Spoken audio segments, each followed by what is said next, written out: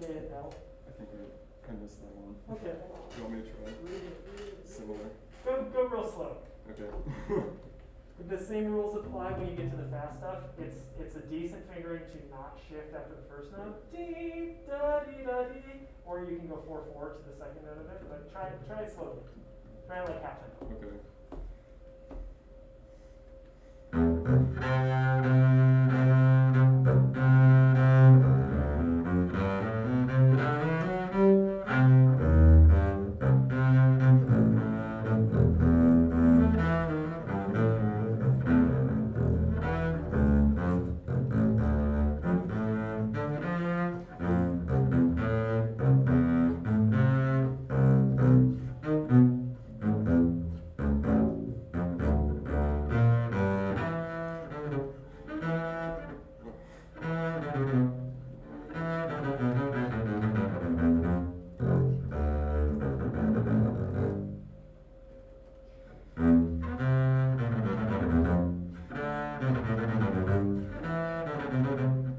Okay.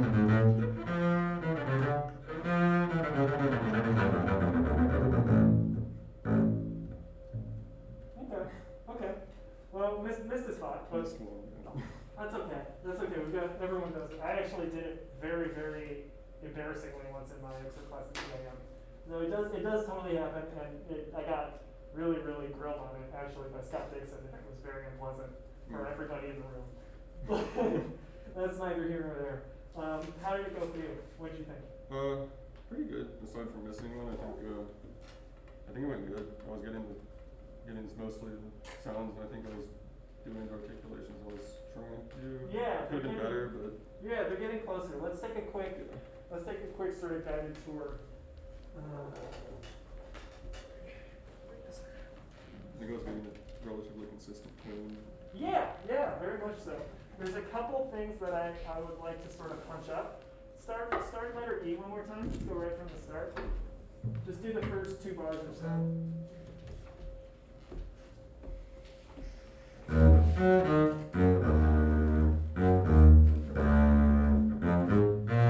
Good. Those 8 notes, if I was transcribing those, I would not put a dot on those. Right, you got, I would think more, right, more. Okay.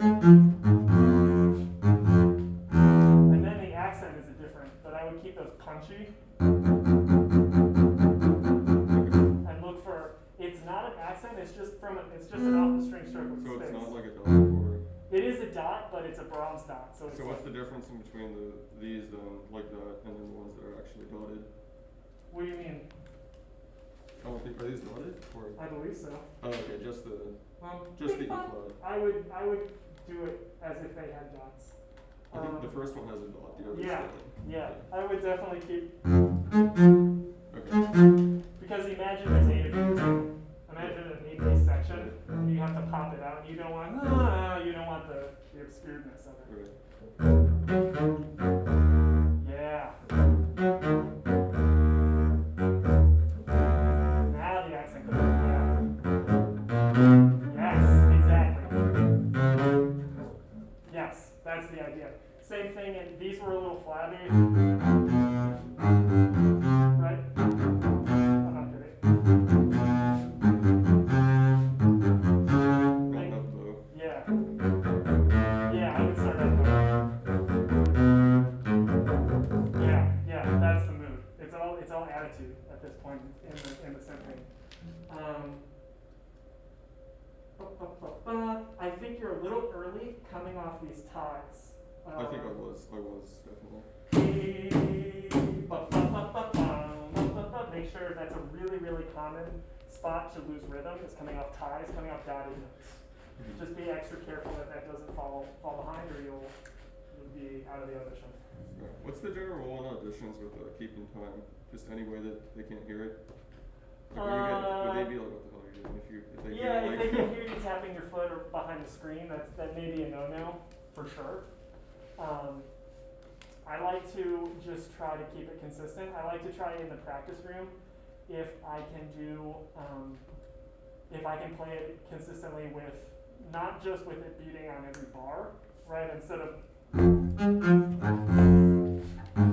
right, with the click on every bar. If I can do it with a click on every other bar or every third bar, right? And then really keep that metronome at like, what's a good setting for this? It's like 112. Something, give or take 20 beats per minute, right? If you can do a third of that and have it clicking on every third bar, then you'll know you've really internalized that tempo. In general, it is very much kind of a crutch to be using some part of your body to keep rhythm, even though it's so natural. Just because in a section, like imagine going to work in an office every day and the guy next to you is going like this all day. It would just drive you crazy. And it's going to be the people on the other side of the audition are going to be thinking that. They're like, do I want this guy in my section who's just always doing this constantly? Like, do it. And the conductor's going to be like, are we going to want to hire a recording artist that's going to come in and get rid of the foot tapping, you know? It's a small thing, but I have heard of people getting eliminated because you can hear them. It's definitely a small thing. But yeah.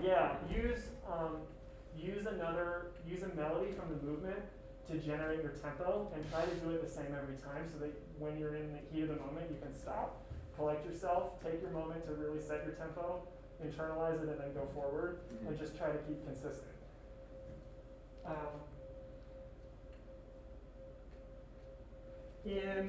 Let's go to the second spot after K. I think just a little bit you jump these ties. It was a little, right? Okay. It's a nasty spot. Yeah, that's closer. Right. It's really hard to get this.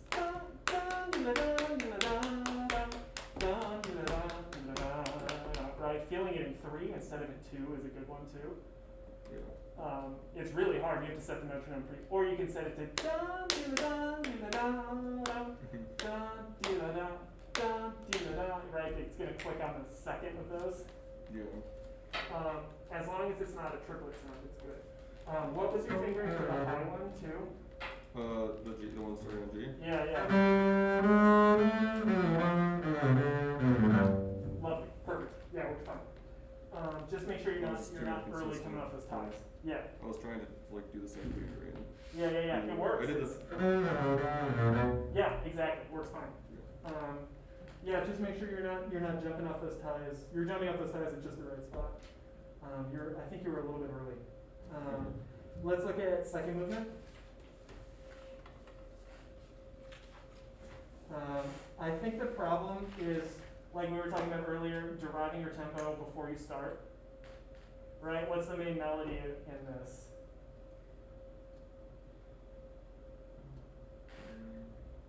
I can't remember it. That's a problem, right? So find something where you can derive what do you use to find your tempo, right? Is this the one with I was thinking of like the 8th notes at the end. Yeah, one part that I really like is really consistent, and a good way to do it is those triplets at the top.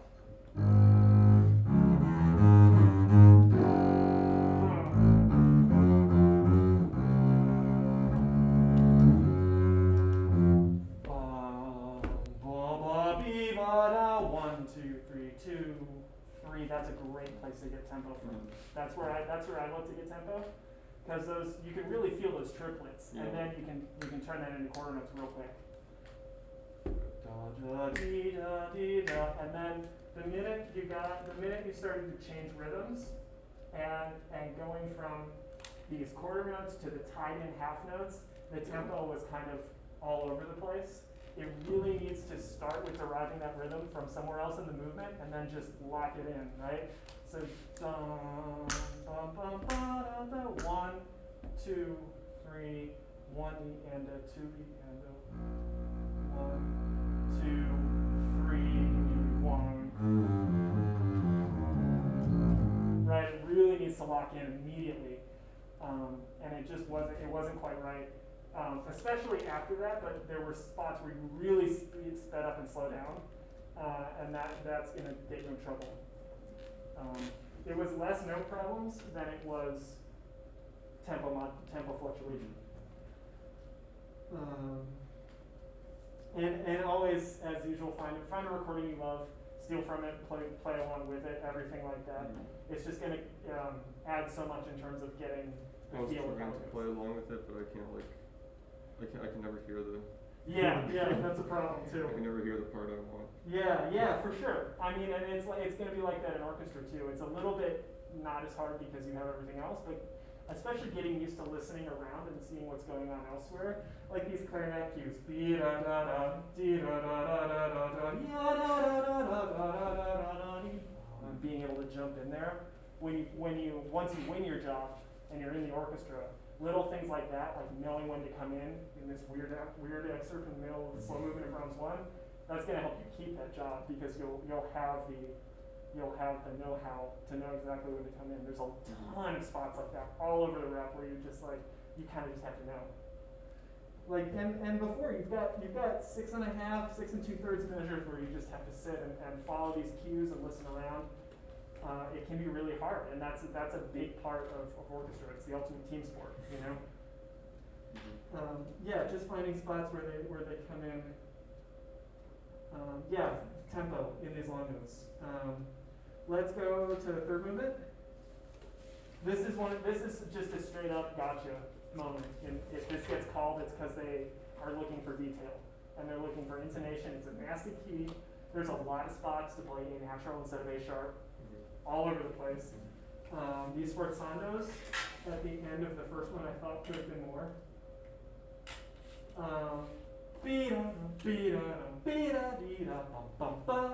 Right?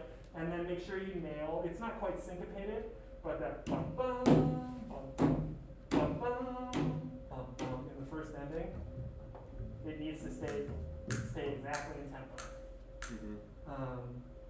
And then in the second one, more of the sforzando syncopation, measure 92, 1, 2, 3, 4, fifth measure, where it goes D sharp. There was a whole drop beat in there. Just make sure that rhythm stays very consistent. And then in that second one, where you have the A flat that's tied over, those don't re-articulate. It's just a straight up tie. I don't know why he wrote it that way, but it's just, there's no portamento or anything, it's just a tie. It's a little silly that he wrote it that way, but it's all one go. Right at the end. Dee-da-dum, dee-da-da. Okay. He might go straight through. Right. But I think that quite good. Any excuse to get more crescendo and then backing off more piano dolce is always appreciated, and it will shine a lot more if you really try to find those moments of contrast. But overall, quite good. With a lot of luck, you won't have to find this on auditions most often, but it's a real spot in the orchestra where they'll be like, oh, we caught you not practicing. All right, let's look at fourth movement. The tempo, really, really rolling up and down. There was a lot of moving forward in the slows and then trying to pull it back in the fast and not quite being able to drop those beats back. It just needs to be one feeling throughout this whole thing. There's no room to go forward or backwards at all. So it's really got to lock in where those beats are. And I think there's the tempo that you ended up with for the 16th notes, I think is actually on the fast side, and you've got room to have there be more body in this stroke, right? You can think of more, right? That's, I think, the feeling, and it's not so much speed as it is clarity. Think heavy Mozart more than heavy or Beethoven. If you have your Mozart extra book with you, you'll notice a ton of similarities between the last movement of this and Mozart 41. Right? Very, very similar. It's in the same vein. I would play it as heavy Mozart 41 rather than Beethoven that has extra power to it, because it's clearly coming from that genre, and I think the clarity is going to come out more if you think of it that way. But it's more of the same idea.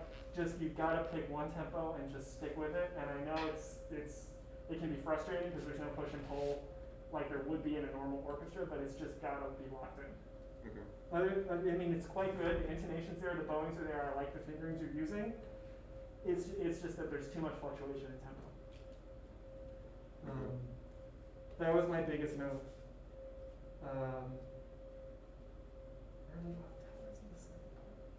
Where would those ties be? Either the high notes or the bum bum bum bum bum bum bum bum bum. Same thing with those ties. The half note short, I think. Yeah, that's totally possible. And I think the other something's misprinted, but. Is there a misprint? Yeah. Where? Here. It's maybe it's one of yours. It's here. I assume that's supposed to be tied. What measure? That part. What is I don't know the measure number. 4, 5, 6, 7, 8, 9 after D. Yeah, that's a typo. Oh, I don't have that. It's not on MSLP. Yeah, there's definitely missing tie there. Good. If you're gonna do that, I would sneak in a retake Okay, yeah. Dun, dun, dun, I'm having a dun. hard time getting that. Yeah, the trick with that is to think of the note tied in as a rest and use that rest to retake. Ba, ba, ba, ba, ba, ba, ba. And that note just doesn't exist. It's not a real note in there, it's a rest.